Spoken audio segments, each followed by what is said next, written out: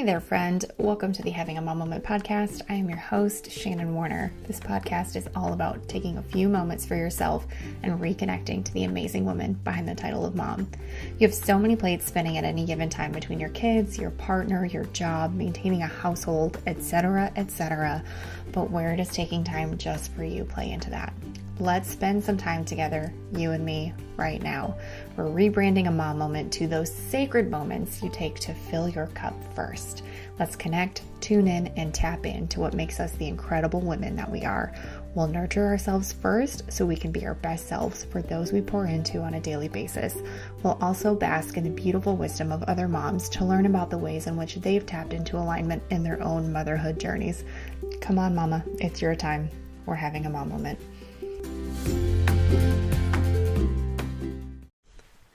Hello, my friends. Welcome to another episode of the Having a Mom Moment podcast. I am your host, Shannon Warner, and I'm just so honored that you are here today. We are back with another double episode week. Every time I hear that or say that, I think of like the DJ sounds. I'll spare you. I won't do that ever again. Sorry. Anyway, we're back with part 2 of Postpartum with Mary, my sweet friend and new mama. In this episode, she shares some of the triumphs and challenges of the early days of motherhood. If you are currently expecting, don't forget to check out my free resources. I have rolled out a brand new How to Fund Your Unpaid Leave workshop. The link is in the show notes. It's completely free. You'll get instant access to it. And even if you know how to fund your unpaid leave, you could use this as a tool to help save up some money for maybe a birthing class or maybe a doula or a postpartum doula or any of those services that you think are nice to have, but you're just not quite sure how to fit them in the budget at this time. You can use this for that. Be sure to check it out. Also, if you haven't already grabbed it, my free maternity leave planning guide is in the show notes. And lastly, if you are expecting, the Mat Leave Social is coming in January. It's a virtual community to connect mamas on maternity leave and just have a space to learn and engage and support one another on this transformative journey into working motherhood. On to the episode. I would say maybe 3 weeks ago, a month ago, Claire, my daughter, was starting to eat like way more food, and I was having a really hard time keeping up with like kind of some pumping and nursing and things like that. And we had supplemented a little bit with formula in the beginning to get her weight back. And I don't know. I guess I didn't prepare for the reality that milk supply and pumping and like feeding schedules would just be a bit overwhelming. Mm-hmm. And thankfully, she latched right away, like before I crashed. So at least we like got that started with colostrum, and my milk came in a little later because of probably the blood transfusion. My body, Yeah, your body's trying to keep you alive. The milk is going to be secondary. Yep. Yeah. So thankfully, like we've never had any issues with latching or with. Because I know a lot of women do experience that, and so I'm thankful in that regard. But I do feel like because she is sleeping so well now, and because she did sleep so well around 6-ish weeks, I wasn't really getting up in the middle of the night anymore to pump or to nurse or to whatever. So yeah, I do think it had an impact on my milk supply, and I just found myself really with the help of the lovely postpartum hormone shift. Like think of when you were like pissed off in high school and going through hormone, shifts, and think about when you're about to get your period or whatever. It's like that. It's like amplified times 100. And we're doing all these other things that are brand new. Yeah. And so I think I just kind of like melted down, short circuited or something. And I just felt like, yeah, like almost like I'm not doing enough. I should be making more milk. Why isn't this, she's pissed because she's still hungry. And then the idea of supplementing with formula made me feel bad. So ridiculous. And yeah. I don't feel that way anymore, but it made me feel like, well, I shouldn't need to do that. And it's like, calm down. This is why we have, the support of formula now. There's so many reasons to use formula, or just because you want to is also 1000% valid. Exactly. And so it's like this weird like mental games. I You never, don't realize like how personally you're going to take it. You're like, okay, this could be a thing. And then you're in it and you're like, why do I feel like shit? Why does this make me feel so awful? yep. I definitely felt like sort of a failure in that department. Ugh, And yeah. and like you said, there's always something because everything else I was really enjoying, but that aspect I just couldn't get a handle on. I just felt, and because you feel like it's never enough. By the time you're done with one feeding, oh, it's time for the next, especially cluster feeding, especially in Mm-hmm. the middle of the night. It's a whole thing. Then you got the sleep deprivation in the beginning, and it's like now we're not sleep deprived anymore, thankfully. But it's almost like you're recouping from that, and almost Yeah. like now putting that focus back on yourself and what you need. So what we've been doing is a combo. I do pump when I feel like it. I'm not personally not on a pumping schedule because that's just not my personality. It just feels a little too restrictive. So I just do it when I can. Then I nurse her when I can, like if we're out or whatever. It just helps hold her over or in the morning.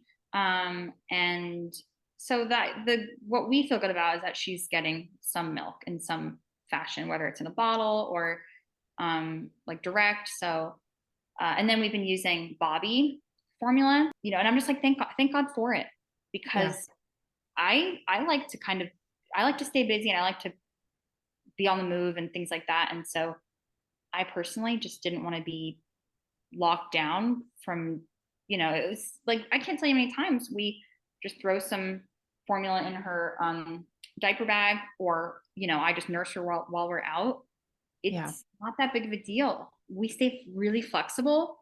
And I think that's why we're able to not be in survival mode. We're in like, we're doing pretty well. I would say we're nearing that like thriving aspect of it because we're not allowing ourselves to be like, well, we should do this and oh, we probably shouldn't take her there. And it didn't make me feel good to be Yeah. stuck in that like, well, I need to be producing more milk. Well, why? She's getting some and Yeah. she's getting fed regardless. And So she's what's gaining the big weight and deal?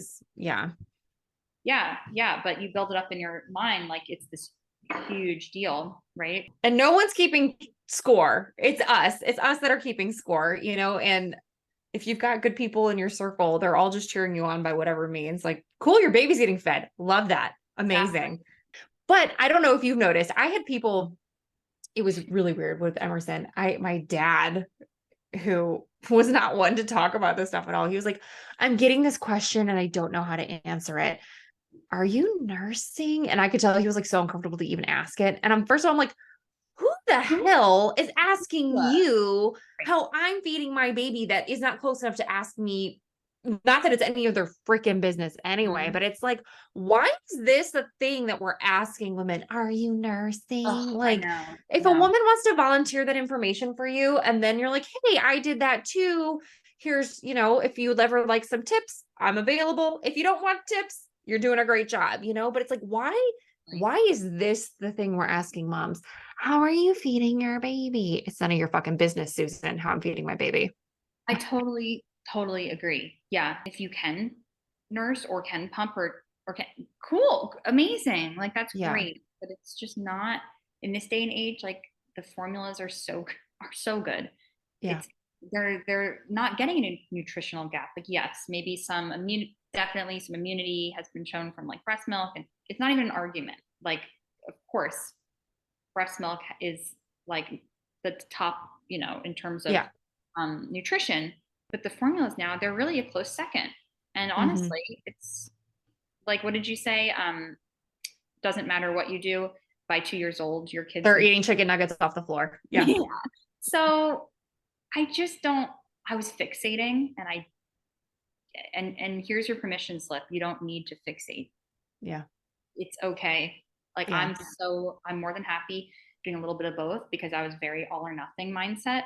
I don't Mm-hmm. know why. I didn't even go into it. Like once I never even thought about that. I didn't even consider it. I just thought pumping and nursing, I would just have a constant supply. And I didn't even understand how much they eat, like how much they actually eat. I didn't really, and she was very full term and very hungry Yeah. and pissed if she wasn't getting fed immediately. Right. So Yeah. I was like, oh, in the beginning, 1 or 2 ounces, that was enough for her. Now it's like Yeah. she can go up to 6 ounces. So imagine I'm having to tell my body to produce that much so she can eat all day. It just wasn't something that I wanted to stress myself out about because she's getting a nice combo deal and Yeah. it's all good.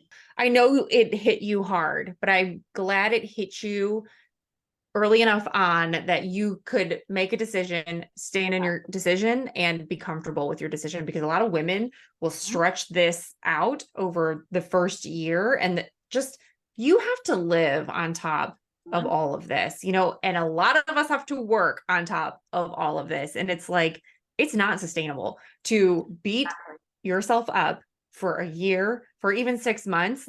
And that's with me. I did a combination. I was an exclusive pumper, and we introduced formula early with both of them because it gave me a break of trying to keep up with the ounces that they needed. And it's like, you get to a point where you just know, like, this is no more. Like, this isn't right for me anymore. The baby deserves me to be happy, deserves me to be rested so then I can be available to be the best mom for them, not supply 6 ounces of milk for their next feeding, but I'm completely depleted and I want to jump off a bridge. 100%. So saying, yeah, like, oh, I'm breastfeeding, oh, I'm nursing, that can be true in a lot of different ways. But Yep. if you're supplementing a bit too, so that you can get to the certain ounceage, cool. Like Yeah. that And gives me peace of mind. But yeah. before I was starting, yeah, I was kind of spiraling and thinking of, like you said, where they stretch it out like they're totally depleted. But okay, here's the 6 ounces, and then I'm a wreck. It's like, no, you know. And if it's Yeah. easier for you to produce, and there's lots of different things you can do, and like teas and stuff, that's great. And I'm doing those. But if it's easier for women to produce, then cool. Like it's not a big deal. They're like, oh, I got 10 ounces. Like that's just not my situation. Yeah. And I don't want to force it to be. Yeah. Because there's options. We Yeah. always have options. And if it's so important to you to say that you're breastfeeding, and for me, I will say this until the day that I die, like, if you are producing milk, no matter how it is getting to your baby, you are breastfeeding. So give yourself permission right there. And if it's so important for you to be able to like say, I breastfeed, cool. If you do it once a day and the rest is formula, or you're able to give them an ounce and the rest is formula, this is such a hot button issue for me because it is so stressful for women, and it doesn't need to be. It doesn't need to be this thing. Like, babe, you've done it. You've breastfed. If you did it one time, you've done it. You've breastfed. Oh my God. And like, let's give ourselves all the grace we deserve, because as long as you're feeding your child and as long as you are rested and whole, like that's what matters here. It is so frustrating for me to hear these women trying to tell other women how to feed their freaking, mind your business, stay in your lane, mind your business. What worked for you doesn't work for everybody else. And I will say that over and over and over again. So I hate that you struggled with it, but I am glad you worked through it. And I am glad you're at a point now this early on where you're like, this is our decision and I'm comfortable. It's one of those things of like resistance. When something doesn't feel right and you feel upset, and you could just release a little and Yeah. it would get better, but you have this like ego in a way and you're like, no, I'm gonna make it Yeah. work. And it's like, why? It's not working. Like the fact is it's not really Yeah. working. And it's so hard. I resist that. I resist that kind of because I want to be because you think, well, I had a plan and this is not part of the plan or whatever. But Yeah. once I could come to terms with that, um, it's a non-issue. It's a Yeah. moot point now because it's like all I cared about was that she was getting some milk, and guess what? She is. So that's I'm not gonna bend over backwards and deplete myself so Yeah. that I can say, yep, 100%. It's just not in the cards for me. Yeah. And I really love this formula, the Bobby formula we're supplementing with. It's awesome. It's a great product.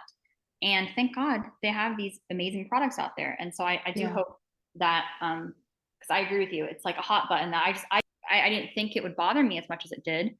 But now that I'm like feeling much more centered about it, it really doesn't need to be this huge debate, and it doesn't need to be this huge stressor for an already, you're a brand new mom and you don't know, you're just figuring it out. Yeah. Adding this extra layer, and um I don't know if it's like pressure from society. I really don't know, because I don't know if it's but it because I didn't even feel that pressured. In my own mind, I was like, oh, this is something I always thought I would do, but I never considered the frequency. I never considered how much I would make. I never considered that I didn't want to like pump all day, because I don't want to do Yeah. that. No. It's very simple. How is it working for you? Is your baby Hmm. getting fed? Great. It's actually not that complex. It's pretty simple, Yeah. but it's Yeah. so easy to just spiral, because Yeah. I did it. So Yeah. And you can make a plan and you can change your mind, and you can work the plan as long as the plan is working for you. And, I will say I was an exclusive pumper times two. I know you know this, but since we're on the topic, and still it was hard, even though the first time I did not consciously make the choice, it just kind of happened for us and it worked. So we did it as long as it worked. The second time I was like, this is what I'm doing.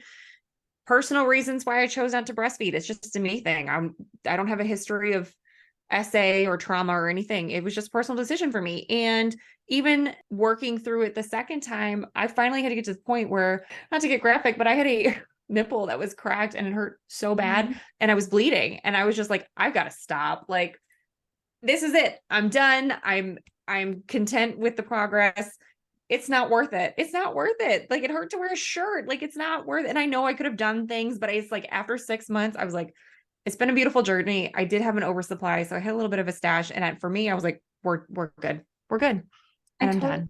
I totally agree. Like, it can be progress and can be the journey. It doesn't have to be, because I was focusing on like how many bags I was going to have frozen. And I was just focusing on the wrong things. It's the progress. It's like, wow, like in the very beginning, um, she was like mostly having milk. Like, that's amazing as it is, even though it's like 1 to 2 ounces. I'm like, wow. But now that she's eating much more, it's like, okay, wow, look at that progress, you know? Yeah. And it's like, Yeah. we can't pretend before you have a baby, you don't just like get to practice lactation. Right. You don't Right. get to practice. You don't get to be like, Yeah. hey, can I like maybe learn like, how to do Yeah. this? No, Yeah. you can like learn about it. You don't get to Yeah. practice literally lactating. It's just a totally different Yeah. reality. And so, yeah, like I love the idea of not all or nothing. I really think that's the healthy mindset to be in. Yeah. And I just never considered from the very beginning. I never considered what I was going to do. I just assumed it would all fall in line. And of course, now it has. But I think I'm not even setting a time limit. If I'm like, decide, yeah, 3 months, 6 months, 8 months, a year, I don't know. Yeah. It might not be worth the effort. And it might just be like, hey, she got X amount of months with milk. That's awesome. Yeah. For me as a pumper, again, doing this twice, I would always, if I get to the point where I'm like, I don't know how much longer I could do this, I would think, how far am I to the next month mark? So if I was, 4 weeks, if I just hit the newest month, then I'd be like, okay, well, can I do it for another week? Like, let's do it for another week and see. And then, okay, well, I'm halfway to the next month. How am I feeling now? Okay, I feel better than I did last week. Let's see how I feel in another week. And, instead of being like, I want to do this for a year, like take it 1 month at a time and check in with yourself. And you'll know when it's time. You'll know when you're like, I'm tired. I'm just tired of fighting this battle, of fighting my milk supply, or I'm just tired of being touched all the time and having a baby. Whatever your journey is, you'll know when it's time, but don't quit on a bad day. Give yourself a week, and it's still a process. Like, you can't just like turn it off, so even if you decide that you're done, it'll take a little bit of time to wind down, and while you're winding down, you can still change your mind. You can still change your mind if you're like, oh, just kidding, change of heart. So just giving yourself the permission to like play in the experience and find what feels good and do it as long as it does. Yeah, I totally agree. Everything with parenting can be flexible. It doesn't need to be all or nothing. And Mm-hmm. just with one of my notes I had was being flexible with schedules versus being strict. I know I know that for a strict schedule works for a lot of parents. Totally get that. It does not work with us. Yeah. Um, Seth's a firefighter, so he Right. goes on 24-hour shifts. So it's like I'm solo, and then sometimes he works night shifts and this and that. And it's just, if I had a super strict schedule, I don't think I would be doing It's as well. hard. It's It's hard. hard. Yeah, I think I Yeah. would be more stressed. I think, I mean, we just kind of roll with it. And we rely on routines, because routines, in our opinion, is more helpful. They're more helpful than, and we just kind of dance around that routine. One Yeah. thing I read somewhere was the acronym EASY. E stands for eat, A is activity, S is sleep, and then Y is you time. And we kind of base off, I like that. yeah, as soon as she gets up from a nap, and it could be a contact nap, it could be like out hiking, she could be passed out on one of us, it could be out anywhere, she's sleeping in her car seat or stroller, or she's in the snoo at home, or she's in the pack and play. We really try to just like have her sleep everywhere. Yeah. And as soon as she kind of gets up, we start doing that. Like activity could be tummy time. We call it terrible time because she hates it and she screams. Yeah. My girls hated it too. Terrible time. I love that. Terrible time. Not a good time for anyone. And yeah, and then you can have that be like an activity or change or a diaper change or just like hang out. We like to put the fan on and she watches the fan. Oh yeah. Ceiling fan's a great time. Yeah. Um, and then they go right back to sleep. And then you have you time. You can do what you need to do. One of my non-negotiables, I know I told you this, was like, um, it's a shower. It's a simple shower. You might not be a shower person where it like feels like it helps like either wrap up your day or begin your day. But if you are like me, it's super important to like Mm-hmm. feel yourself and feel like you can take on whatever needs to be taken on. You feel so much better when you kind of get Yeah. dressed, whether it's like putting on new clean pajamas or new clean Yes. lounge clothes, or like you don't have to like get dressed. Just Yeah. do something that feels productive. Yeah. Yeah. um, yeah. And and then I also had written down was slowing down the pace and resting a bit more. I was listening to Mel Robbins. I sent you that podcast the other day while I was taking a jog, and one of her guests on her podcast said that rest is a right, not a reward. Yeah. And think how many times you sit down to like quote unquote rest, and you're like, oh, I could be doing a million other things, and that's like Yeah. that's not good. No. You're not actually resting. Mm-mm. Um, And if you're like, oh my God, like if you're not doing it now, if you just had a baby, like, and going, you went through a huge thing. Your body went through a huge thing. Emotionally, you went through a huge thing. And you're not getting as much sleep as you're used to. So, like, if the nap feels good, babe, take the nap. Like, put your yeah, feet up. Like, the bottles will get washed, the laundry will get done. Just put your feet up and exactly. chill. Yeah. Exactly. It's all in the grand scheme. In 10 years, you're not going to think back, oh my God, I had those extra dishes in the sink on that Wednesday. It, Yeah.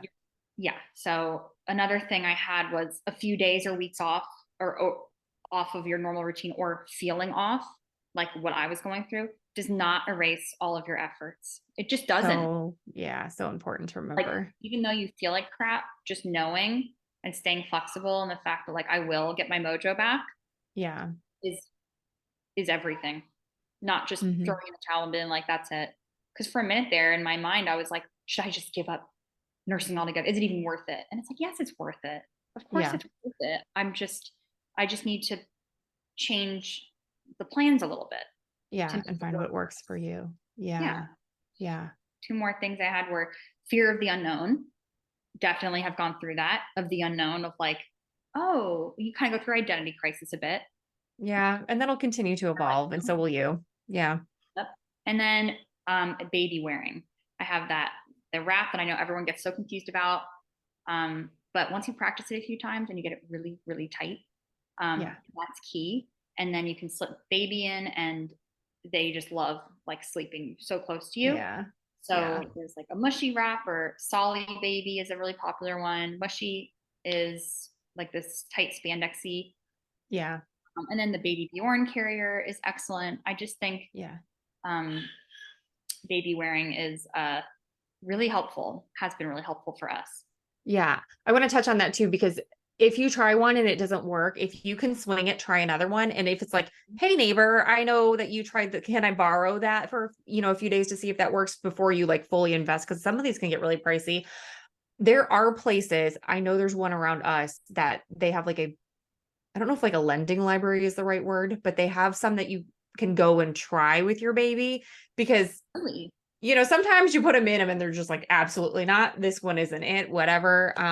But I encourage you, just like with everything else, if the first one that you choose doesn't work, try another one. And ask your friends what worked for them. Someone maybe even say, hey, I'm between babies. You can borrow this until I, have another one. And if you know that you're going to have another child and you're like, I just bought this one, but you know what? Invest in another one. Because if it works, it's so, so worth it. I totally agree. And that kind of comes back to like with pumping, I was able to borrow one of my friend's pumps that she's not using it right now. She doesn't have, her baby's a year and a half, so she's not using it right now. And it's one of the wearable ones because I was driving myself crazy with like the wire one. You might hear Claire in the background. She's waking up. She's pissed. But he's like, hello, I want credit on this podcast. Add my name to the show notes. We're trying to see if the snoo will put her back to sleep. If not, Seth will come get her. But that's what's so cool about the snoo. It'll like, as when they cry, it'll help move faster and go. Oh, she's in the snoo right now. So it'll, okay. Yeah, like It tries different things. That's cool. Tell me about renting this, because I know when people hear snoo, if they're familiar with baby gear, they're like, that thing's expensive. And that's all I know about it. Yeah. Thankfully, because at first we're like, of course it's kind of pricey. Yeah. I think it was like, I think it's like a couple hundred to rent it for 6 months, and you can keep it as long as you want. But that's not bad at all. Yeah. It might be in like the 500 plus range, I think is what it was. Yeah, renting's cheaper. It's like maybe a few bucks a day when you break down the math for 6 months. Yeah. But I've had some friends who've picked up some used ones. And those are much cheaper. So it's amazing. Like it will basically, I think that's why we can sleep all night. If she does wake up, which she doesn't anymore, but in the past when she did, and you can track their progress, like it'll help soothe. And then at a certain point, if it's just not soothing the baby at all, it will just stop. It'll be like, it'll send you a little notification like, okay, come get your baby. We tried. Yeah. Sometimes it'll be like, snoo has stopped. Claire needs your like assistance or something like that. It'll, my gosh. Yeah. But yeah, it's awesome. But yeah, in terms of like the gear, like the ability to borrow my friend's wearable pumps while I am pumping, I can walk around and do things versus. Yeah. Oh my God. As an exclusive pumper, it's a game changer. If you can swing one or borrow one, like it makes all the difference. And so I was like, damn. But yeah, she was like, if you want to borrow these, because it's just wow, definitely a game changer. Yeah. But that's really cool about the wrap, because I had another friend who said she's having a hard time getting her baby to calm down in the wrap, which could totally be a thing. They could just not like the wrap. Sorry. Oh, it's okay. I think I ended up with 4 wraps through 2 children. Yeah. 4 or 5. One of them's a toddler carrier. Okay. So when I say wrap, I also mean carriers, different ways of wearing, but they might like it for a little bit and they might stop and then come back to it and whatever, and 2, if you are planning on having more than one kid, like bite the bullet and buy the thing. And a lot of this stuff holds its value enough where you can resell it. You can sell it at a garage sale. You can sell it on Facebook Marketplace. You can sell it to a friend and like not lose all of your money on. Yeah. Like some of these carriers, especially, like they totally hold the higher end ones will totally hold enough value to make reselling worth it when you're done. So I say if you can swing it, bite the bullet, especially for your first kid. If you can swing it, you know, if you're going to have multiple children, it'll be worth it by the end. Yeah. And like registering, not being afraid to, you know, if it's your first baby, to register for things you really do want, because we're not, you know, future babies. I don't plan on doing a registry or doing a shower. I mean, maybe a small registry, but yeah, you know, you usually with the first baby, it's when you really do your research and try to think about what you're going to want. That's really helpful because it is Yeah, expensive. it Another is. thing that another great idea my mother-in-law had was a diaper raffle at the shower. Yep. We did that too. We were Awesome. stocked. It's the Yeah, best idea. it's the best idea. You have Yeah. diapers forever. Um, but yeah, we have the like backpack when she can hold her head up. We have the backpack we put on Seth for it's like the Osprey Mm-hmm. backpack. And just trying all sorts of things because yeah, she naps all over the place. She's really good. Oh, and the baby Bjorn bouncer, we use that thing like crazy. Mm-hmm. It's a hand me down from my sister and it's awesome. Yeah. But just staying flexible Mm-hmm. for everything. I feel like flexibility through labor and birth, through pregnancy, through postpartum, through those hormones that you would tell me they're lying to you. The hormones are They lying to you. are. They're liars. They're liars. Yeah. Flexible and Yeah. feeding and scheduling. Stay flexible because uh, I feel like your mental health is going to do better because of it. It just Yeah. will. If you're Yeah. trying to force something and you're resisting and you're just fighting with yourself, it's like, oh my God, it's exhausting. Mm-hmm. Mm-hmm. So Yeah. those are my nuggets of wisdom of my very Yeah. short time period of being a parent. Right. Claire's how many weeks now? So she was 8 weeks on Oh my Sunday. So gosh. tomorrow is her 2 month birthday. Yeah. Oh my 23rd. gosh. Yeah, really it's really good. It's a really good age. And I'm just so excited for like that 3 to 6 month Yeah. Yeah. range. She's already starting to smile at us. She's very alert, you know, even Mm-hmm. when she was like a couple weeks old, she was very alert. Yeah. So, um, Yeah. yeah, I mean, the point is to enjoy as much as you can. And if something is getting in the way of that and it's making you feel like crap, then we need to bring it back to baseline so you can focus Yeah. on like getting back to that level of enjoyment. It's Yeah. not supposed to be super, super stressful. It's supposed to be hard. It is supposed to be hard. Uh, It's brand new and it's life changing. Of course, there's going to be challenges. definitely, but it doesn't need to be, it's not supposed to be like survival mode. Oh my God, I'm so stressed. I feel like shit every day. It's not supposed to Yeah. be that. Yeah. Yeah. And if it feels that way, seek help if you need it, but really examine what you're telling yourself too. And for me, sometimes even still, I'll journal if I'm feeling super icky. I like to journal anyway, but like if I'm like in my junk, I'll write things down.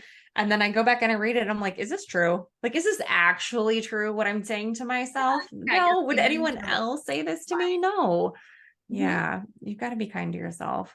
And every day, you know, you're a new mom, you know, you're a new mom to a newborn, and then you're a new mom to a 1 month old. And what, like, it's Mm-hmm. all new, and allow yourself to be new. Just like when you take a new job, like, allow yourself to be new. It's going to take time to find your groove.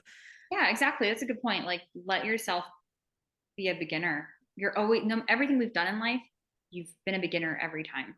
Yeah. Like, we've never Yeah. been this age before, or we've never had a baby this age before, or whatever.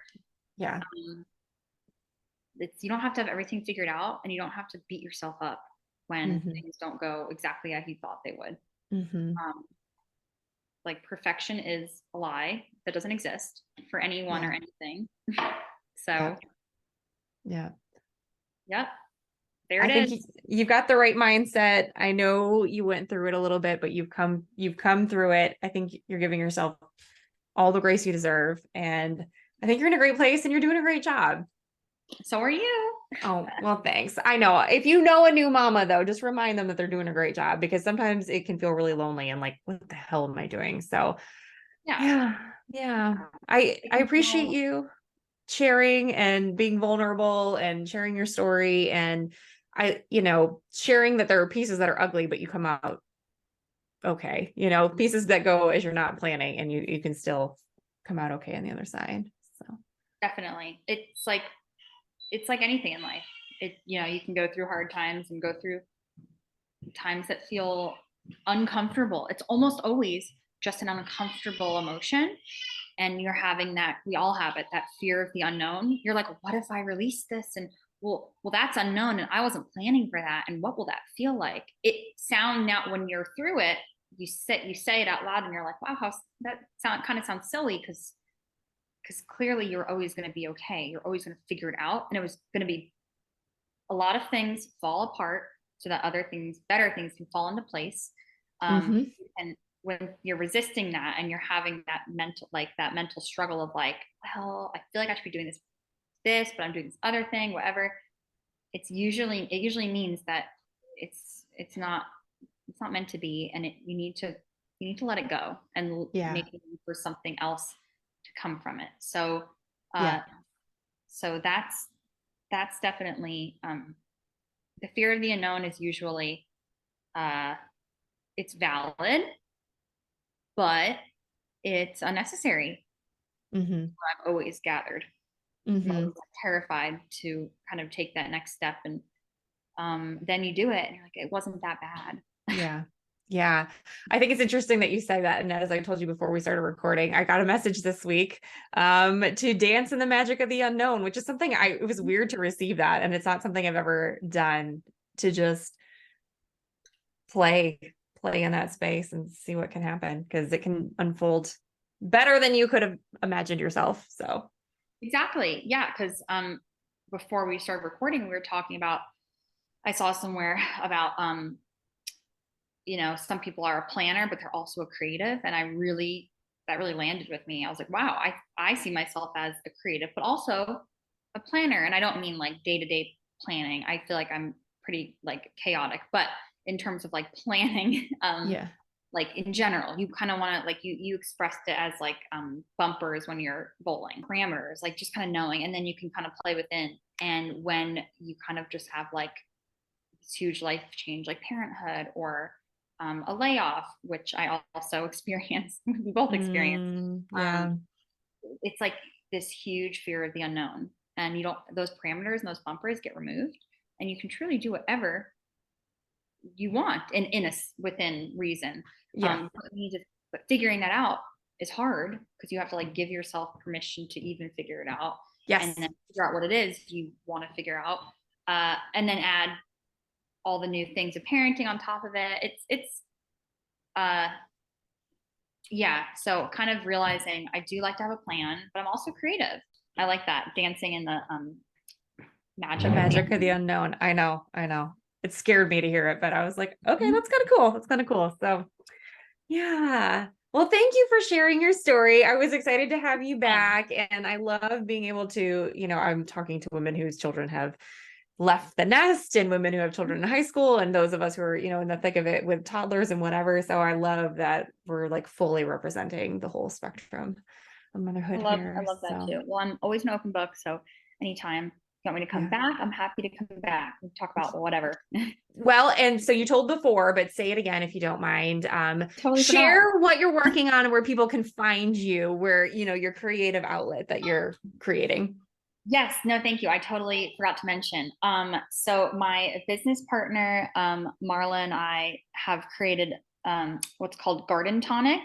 Our Instagram is at the Garden Tonic, and that's just garden spelled like it always is, tonic, Tonic.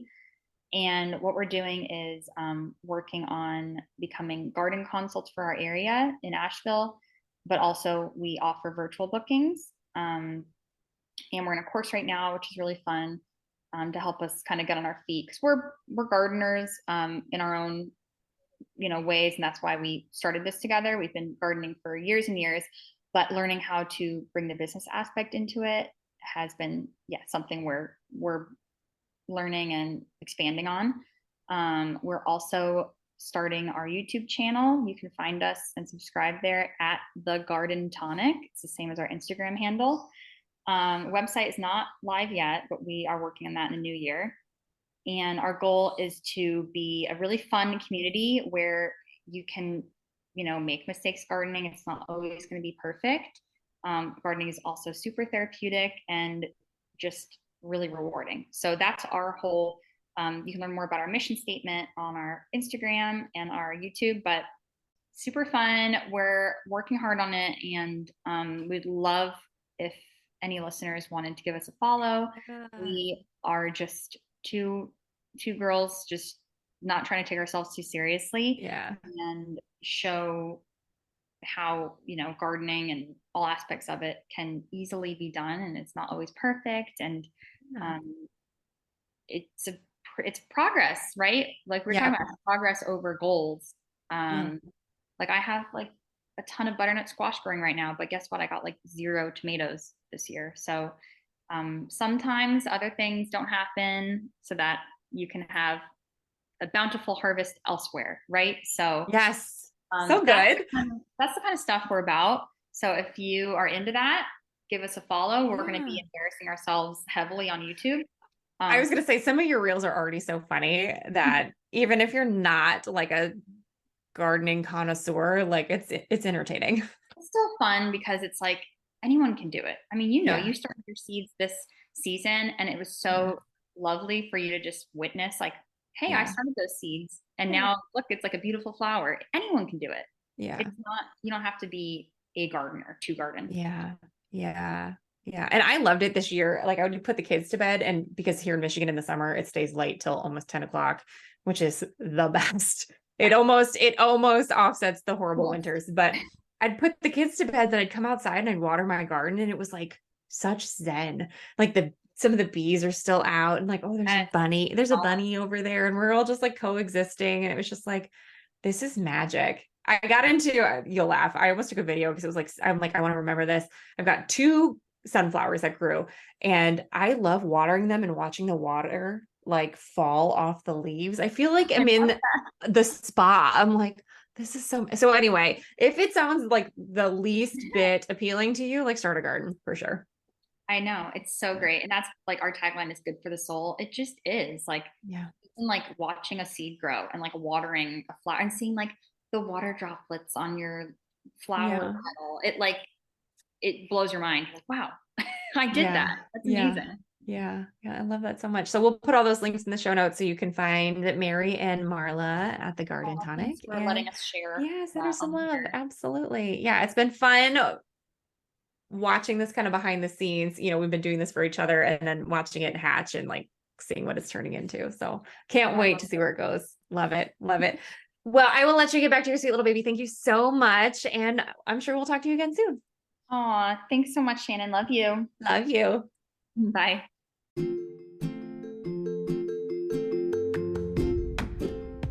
Mary, thank you again for being here and for sharing the good, the bad, and everything in between of your journey so far. We appreciate your honesty and your wisdom.